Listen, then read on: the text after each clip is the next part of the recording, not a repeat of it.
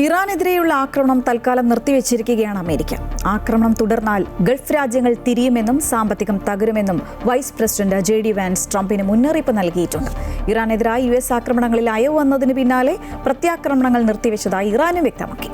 ചർച്ചയിലൂടെ പ്രശ്നപരിഹാരത്തിനാണ് ശ്രമം.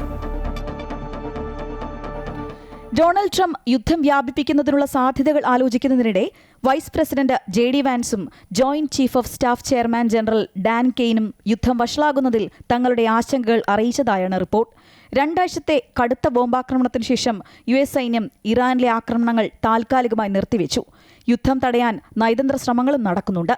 ഹോർമുസ് കടലിടുക്കിലെ സമുദ്രഗതാഗത സംവിധാനങ്ങളുമായി ബന്ധപ്പെട്ട് ഒമാനുമായി നടത്തുന്ന ചർച്ചകളിൽ പുരോഗതിയുള്ളതായി ഇറാന്റെ വിദേശകാര്യ മന്ത്രാലയവും അറിയിച്ചു. ഗൾഫ് മേഖലയിലെ പ്രതികാര നടപടികൾ താൽക്കാലികമായി നിർത്തിവെച്ചതായി ഇറാൻ സൈന്യവും അറിയിച്ചിട്ടുണ്ട്. എന്നാൽ US ആക്രമണം തുടർന്നാൽ സ്ഥിതി വഷളാകുമെന്ന് അവർ മുന്നറിയിപ്പും നൽകുന്നു. പോരാട്ടത്തിൽ താൽക്കാലികമായ അയവുണ്ടെങ്കിലും മേഖലയിൽ വലിയ പിരിമുറുക്കം നിലനിൽക്കുന്നുണ്ട്. ഇറാന്റെ തുറമുഖങ്ങൾക്ക് മേലുള്ള അമേരിക്കൻ സൈനിക ഉപരോധം ഇപ്പോഴും നിലവിലുണ്ട്.